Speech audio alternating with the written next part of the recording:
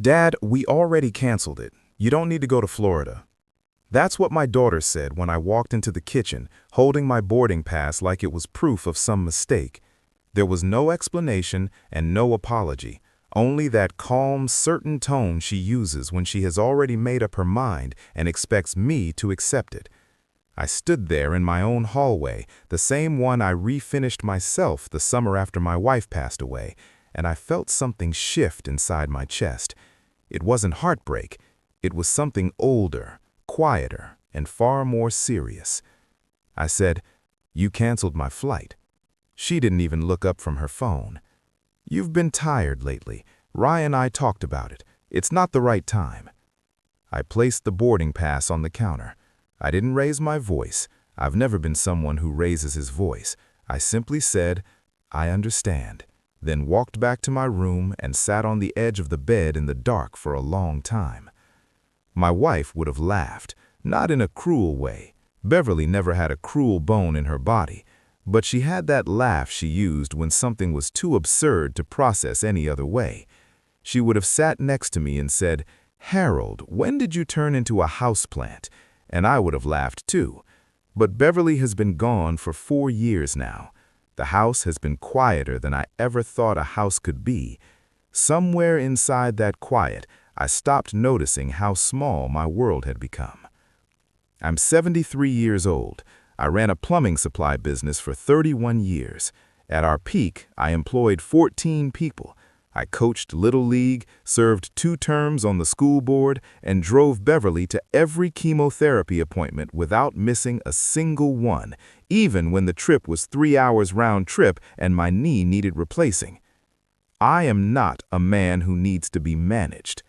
Yet somehow, over the past 2 years, that is exactly what I had become.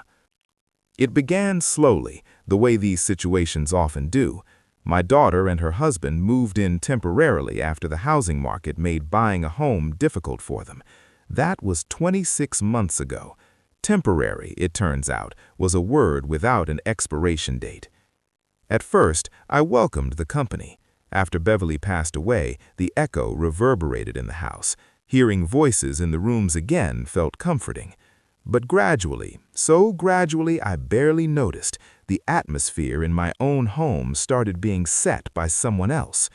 My daughter began handling my mail, just to help, she said. Then she started organizing my medications, then my grocery list, and eventually my calendar. It happened the way water changes a landscape, quietly and without drama, until one day you realize everything looks different. My son-in-law approached it more subtly. He would say things like, "Harold, have you thought about what might happen if you fall?" Or, "A man your age really shouldn't be driving after dark." He said it with the concerned expression of someone trying to help, but with the eyes of someone calculating square footage. Of course I had thought about falling. Every man my age thinks about it during the quiet hours before sunrise, along with memories of the people we've lost and questions about what comes next. But I didn't need Rye reminding me of my mortality over dinner with the tone he used for a slightly slow employee. They brought up the house twice. Both times it was framed as practicality. My daughter sat at the kitchen table where Beverly and I had once signed the original mortgage papers and said, "Dad, a house this big is a lot to maintain." The second time, my son-in-law mentioned a friend who flips properties and gets well above market value for homes in this neighborhood. Both times, I nodded. I have always been too polite for my own good. Beverly used to say that as well. That night, I pulled out my phone and looked up my flight to Tampa. My old friend from the Army, a man I've known since we were both 22 and pretending not to be scared, now lives outside St. Petersburg. We had talked about visiting each other for 2 years. I had finally booked the ticket.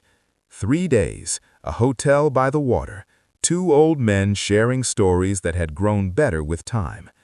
The ticket wasn't cheap, but I paid for it myself, from my own account, on my own computer. And my daughter canceled it without asking, without even mentioning it beforehand. She used my credit card number, the one she had because she was helping manage things. She simply reversed a decision I had made, as if my choices were rough drafts that required her approval. I didn't sleep that night. I lay there listening to the quiet house and tried to remember the last time I did something simply because I wanted to. I couldn't remember. That realization scared me more than anything else. The next morning, I waited until my daughter left for work and my son-in-law drove off. Then I got dressed, put on the blue Oxford shirt Beverly always liked, and drove to the bank. Petty has worked at that branch for years. She knows me by name. She knew Beverly, too. She greeted me the way people greet someone they are genuinely happy to see, which already felt different from what I had grown used to at home.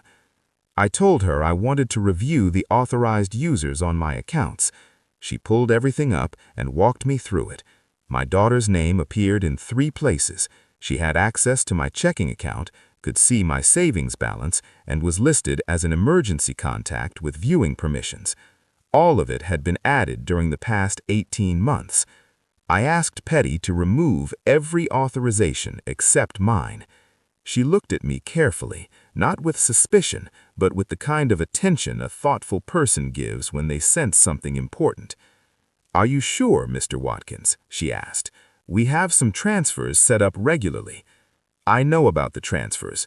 Please stop them all." She nodded and began working without another word. When she finished, she asked if I wanted a new PIN. I said yes. I walked out of the bank with the receipt folded in my jacket pocket and the distinct feeling of a door quietly closing, not on something valuable, but on something that should never have been opened. From the bank, I drove to a diner 3 miles from my house. I hadn't been there in at least 2 years because it was out of the way, and my daughter preferred I eat somewhere closer to home. I ordered biscuits and gravy, black coffee, and a slice of pie I didn't need but absolutely wanted. I sat by the window, eating slowly and watching people come and go. While I sat there, I thought about the flight I needed to rebook. My phone rang on the drive home. It was my daughter. I let it ring. It rang 2 more times before I pulled into the driveway. I sat in the car for a moment, listening to the engine tick as it cooled. Beverly and I had sat in this same driveway hundreds of times after coming home from something pleasant, a dinner, a concert, one of our granddaughter's recitals. I missed that more than I could explain. Inside the house, I changed into my work clothes and went down to the basement. I have a small woodworking shop there. Nothing fancy, just a workbench and tools I've collected for 40 years. I hadn't used it in months. My daughter had called it a liability after she saw me carrying a piece of oak upstairs last spring. I ran my hand along the workbench and felt the familiar grain beneath my fingers. Something returned to me then, like remembering a name that had been just out of reach. I started sanding a piece of walnut. I had no project in mind, just sanding, the quiet rhythm of bringing out the grain. A few minutes later, I heard footsteps on the stairs. My daughter stood in the doorway, looking like someone who prepared for an argument but found the wrong setting. "Dad, you didn't answer my calls." "I know," I said, continuing to sand. "I've been trying to reach you all afternoon. Where did you go?" "Out. To the bank and to lunch." There was a pause. "The bank called Rye." I looked up. "The bank doesn't have Rye's number anymore." She stared at me for a moment. Her expression shifted into something complicated that I didn't have the energy to interpret. Then she asked, "What is going on with you?" I set the sandpaper down and looked at my daughter, my only child, who has her mother's coloring and her grandfather's stubbornness. "You canceled my flight without asking me," I said calmly. "You've been exhausted. That was my decision to make. Dad, that was my decision, my money, my plans, my friend, and you canceled it like you were rescheduling a dentist appointment." She crossed her arms. "I was trying to protect you." "From what? From visiting a friend I've known for 50 years? From spending 3 days in Florida being a person instead of a fixture in my own house?" Her jaw tightened. "That's not fair." "Which part isn't fair? The part where I paid for a trip and you canceled it? Or the part where you and Rye have been making decisions about my life like I signed something I don't remember signing?"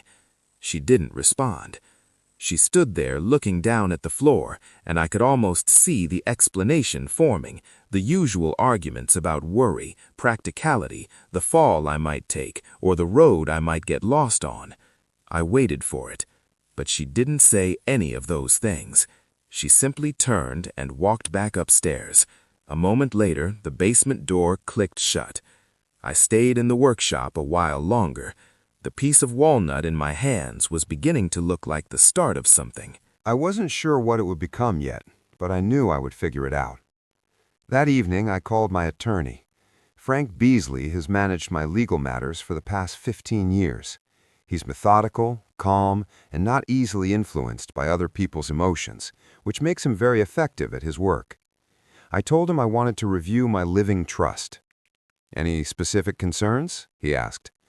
"I want to make sure the house is secured," I said, "and I want to reconsider the beneficiaries." "Can you come in Thursday at 10?" he asked. I told him I could. When I arrived at his office, Frank was already seated at his desk with my file open, a legal pad beside him, and 2 cups of coffee waiting. He listened the way attentive people do, without interrupting the silence, without excessive nodding, and without performing concern. He simply listened. When I finished explaining everything, he said, "Your current trust lists your daughter as the primary beneficiary, with full control of the property upon your death. The financial accounts also list her as a co-authorized user, although I see that has already been changed." "I handled that yesterday," I said. He nodded. "Here's what I can do," he continued. "We can place the property under a life estate designation. That means you retain full control while you're alive. No one can sell it, mortgage it, or make any decisions about it without your written approval. When the time comes, the property transfers according to the revised terms of your trust." "I want to change the beneficiary," I said. "To whom?" he asked. "My grandson," I replied, "my daughter's son. He's 17 now and will start college in 2 years.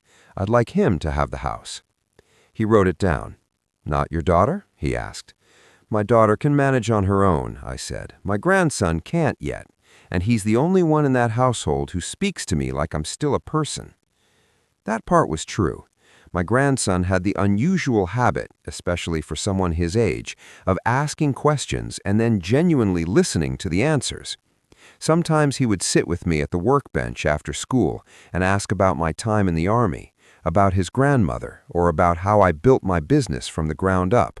He didn't expect anything from me except conversation itself. I hadn't told him about any of these decisions. I wasn't sure yet when I would. Frank also helped me open a separate account at a completely different bank.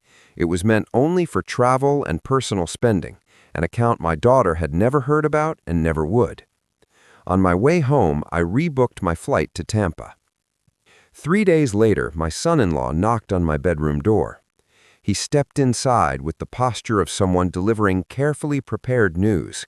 He sat down in the chair near the window, Beverly's reading chair, which he had moved without asking shortly after they moved in, and looked at me with the expression he uses for what he considers serious discussions. "Harold," he began, "Melissa is upset." "I can imagine," I replied. "She feels like you're punishing her." I thought about that for a moment. "I'm not punishing anyone. I'm making decisions about my own life. Those are 2 very different things." "The bank changes, the lawyer," he continued. "She found out about the lawyer." "That's between me and my attorney," I said. He leaned forward slightly. "We've been here for 2 years helping take care of this house, and you—" "I didn't ask you to take care of me," I said. "I asked if you wanted to rent a room while you saved money. That was the original agreement. Do you remember that conversation?" His expression became carefully neutral. "Because I remember it very clearly. We sat at the kitchen table. You said 6 months. That was 2 years ago. And during that time, the arrangement has changed considerably. No one asked me how I felt about that either." He stood up. "That's not fair," he said. I noticed my daughter had used the same phrase 2 days earlier. Maybe not, I replied, but neither is canceling a grown man's travel plans or calling his bank to see what he's doing with his own money. He left without responding. I heard him and my daughter speaking quietly in the hallway for a long time afterwards. I didn't cry. I wasn't exactly angry either. What I felt was something closer to clarity, the kind that comes when you finally say out loud what you've been thinking privately for so long that you begin to doubt it yourself. My grandson stopped by my room that evening. He knocked twice, the way he always did, then sat on the edge of the desk. "Grandpa," he said, "things seem strange right now." "They are a little," I replied. "Mom's upset." "I know." He was quiet for a moment before asking, "Did something happen?" "A lot of small things, over a long period. You don't need the details." He nodded. I noticed again that he had Beverly's eyes, brown, but a shade that looked darker in certain light, giving him a thoughtful, almost surprised expression. "Are you okay?" he asked. "I'm better than I've been in a while," I said honestly. He seemed to believe me, which was good, because it was true. He didn't press further. He simply said, "I'm around if you need anything," and left with the straightforward kindness of someone who understands that care doesn't have to be complicated. I flew to Tampa on a Tuesday. My friend met me at the airport holding a sign that read "Old Man Watkins" in large block letters. It made me laugh for the first time in what felt like a long while. We drove with the windows down to a waterfront restaurant where we ate grouper sandwiches, drank beer, and talked for 4 hours without running out of things to say. He had aged the way many old soldiers do, more hardened in some ways, more relaxed in others. He had experienced his own version of what I was facing. The details were different, but the core of it was the same. He listened patiently to everything I told him, like someone who already understands the outcome, but respects that the process of getting there still matters. At one point, on the second day, we were sitting on his back porch, watching pelicans glide over the water. "You know what the hardest part is?" he said. "Tell me," I replied. "It's not the anger," he said. "Anger is easy. Anyone can do angry. The hard part is becoming quiet about it, just deciding you're finished." He took a drink. "Sounds like you've reached that point." "I think I have," I said. He nodded. "Beverly would be proud." "She used to tell me I was too easy on people," I said. "She told me that too," he replied. During those 3 days, I thought about Beverly more than I had in a long time. Not the final months, the hospital smell, the weight she lost, or the way her hands felt in mine those last weeks. I had already spent enough time remembering that. Instead, I thought about the beginning, the young woman I met at a dance hosted by the Veterans of Foreign Wars Post. She told me my tie looked terrible and then gave me her phone number anyway. I thought about the woman who built a life with me, board by board, argument by argument. She was the best decision I ever made, and I had been wise enough to recognize it even then. One evening, I spoke to her out loud while sitting on the hotel balcony with a glass of bourbon and the sound of the Gulf below. "I should have done this sooner," I said. It wasn't an accusation, just an acknowledgement. Beverly had a way of letting me learn things at my own pace, while also communicating, very clearly through her eyebrows, that my pace was not always ideal. "I know," I added quietly, "but I'm doing it now." The Gulf didn't respond, of course, but saying it still helped. When I returned home, the house felt different. Not because anything had changed. My daughter's belongings were still everywhere, and my son-in-law's truck was still parked in the driveway. The difference was that I had changed. I walked back into that house as the owner, not simply the occupant. There is a difference, and I felt it immediately. My daughter met me at the door. She looked like she rehearsed what she wanted to say. "We need to have a real conversation," she said. I set my bag down. "Make some coffee. I'll be right back." I went upstairs, washed my face, changed my shirt, and took my time. When I came back down, she was sitting at the kitchen table with 2 mugs and the expression of someone hoping that careful wording might repair the situation. "I know I overstepped," she said, "with the flight." "I wiped. You did," I replied. "I worry about you." "Your mother's death didn't make me a child," I said calmly. "It made me a widower. Those are very different things." She wrapped her hands around the mug. "I don't think of you as—" "I canceled your flight," I said simply. "For 2 years you've been making decisions about my schedule, my mail, my finances, and my health without asking me. And when I asked once why you moved my chair from the study, my mother's chair, the one she used for reading, you said it was in the way."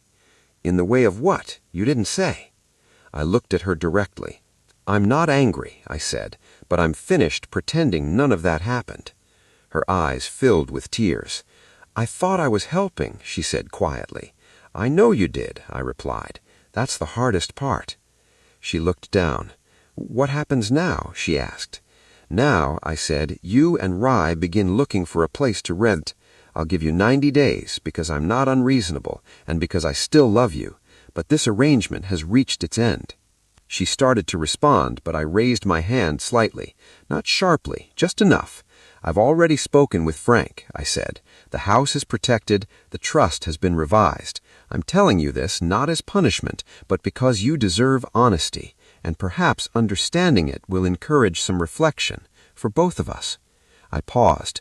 "I am not a safety net. I am not a resource. I'm your father. That should have been enough from the beginning." She began to cry. I stayed at the table with her because she is still my daughter, and I remember when she was small and came to me whenever the world confused her. I didn't comfort her in the way she might have preferred, the kind that would undo everything I— He knew better, I think. Or perhaps he was simply too practical to step into a situation he already understood he would lose. The weeks that followed were quieter. My daughter and I moved around each other with the cautious politeness of two people trying to redefine a relationship without any clear guide. My grandson came by twice to help me in the workshop. The first time, he held pieces steady while I worked. He asked questions, but not the kind adults usually ask with hidden intentions. His curiosity was straightforward. The second time, he arrived with 2 sandwiches. He sat on the stool his grandmother used to use and said, "Grandpa, could I ask you something personal?" "Go ahead," I replied. "Did you know this was coming?" he asked. "Like, did you feel it building over time?" I thought about it honestly. "I think I felt it for a long time," I said. "I just kept hoping it would work itself out." He nodded slowly, the way people do when an answer confirms something they had already suspected. "What changed?" he asked. "The flight," I said. "It was a small thing, but it was mine, and they took it without asking." I paused for a moment, searching for the right words. I realized something important. A person can let so many things slide that eventually they look up and discover there's very little of themselves left. He stayed quiet for a moment. Then he said, "I'm sorry they did that to you." "Don't be sorry. Just remember it. When you're older and someone begins making decisions in your name while pursuing their own interests, remember that it doesn't always appear as cruelty. Sometimes it presents itself as help." He nodded again.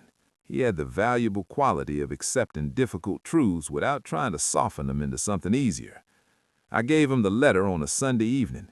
I'd written and rewritten it 3 times over 2 weeks. It wasn't addressed to his parents. It was written for him. In the letter, I explained that I had revised the trust. I told him what that meant and why I made that decision. I also told him I had chosen him not because of who his parents were, but because of who he was. The young man who asks thoughtful questions, the one who listens to the answers, the one who never asked anything from me except time and conversation. He read the letter standing in the hallway, still wearing his jacket. His expression changed a few times while he read. When he finished, he folded the letter carefully and placed it inside his jacket pocket. "This is a lot, Grandpa," he said. "I know. You don't need to say anything right now." He hugged me then. It wasn't the polite kind of hug someone gives out of obligation. It was genuine, the kind that shows something meaningful has passed between 2 people, and both of them understand it. My daughter and son-in-law moved out 6 weeks later. They found a townhouse about 20 minutes away. The goodbye was respectful and measured, with the quiet sadness that comes when things go wrong without anyone openly declaring conflict. My daughter hugged me at the door, and I hugged her back. I told her I loved her, because I do. Love and accountability can exist together, even when it feels difficult. After they left, the house was mine again. It was completely quiet, quieter than it had been in 2 years, but it did not feel empty. There is a difference between emptiness and stillness, and I was only beginning to understand it. That first evening, I went down to the workshop and worked until nearly midnight. The walnut piece I had been sanding had turned into a small side table, low, clean-lined, and joined in a way I was proud of. I placed it in the bedroom next to Beverly's reading chair, which I had moved back to the corner where it belonged. I set a lamp and a book on the table, then sat in the chair and read for an hour. The next morning, I called my old friend to tell him how everything had settled. "Good man," he said. "How do you feel?" I looked around the kitchen, my kitchen, the coffee maker Beverly had chosen, the window that used to stick until I fixed it last spring, the mark on the baseboard from when we moved the refrigerator back in 1998. "Like I came home," I said. "Not to the house, to myself." He laughed. "That's it, Harold, exactly that." After we ended the call, I made breakfast, eggs, toast, and the better coffee I had started buying again instead of the store-brand version my daughter often substituted. I sat at the kitchen table in the morning light with the radio playing softly. There was no schedule, no tension in the air, no carefully managed silences, and I started thinking about the things I still had time to do. More visits to Tampa, the small table in the workshop that was really the beginning of a full set, a road trip I had been considering since Beverly passed away, driving through the Smoky Mountains and into Tennessee with no particular plan, just movement. My grandson would start college in the fall, and he would likely need someone to talk to from time to time. I realized something important. I wasn't finished. For 2 years, I had slowly faded into the background of other people's plans, and I had finally remembered that I still had plans of my own. I am 73 years old. I have 2 capable hands, a house that is fully paid off, and a friend who greets me at airports holding signs as a joke.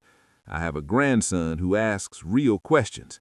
I have a workbench filled with projects I haven't started yet, roads I haven't traveled, and mornings that belong entirely to me. I also know there are many people out there living in smaller and smaller spaces, gradually handing pieces of their lives to others who have learned to take without asking. People who have been convinced that love means reducing themselves to something useful. People sitting quietly waiting for permission that will never come. The truth is simple. You don't need permission, not from your children, not from anyone. You have earned the space you occupy. Do not allow anyone to rearrange it without your consent. And if any part of this story connected with you, if it touched a quiet place you've been protecting, then let someone else know they are not alone. Leave a comment.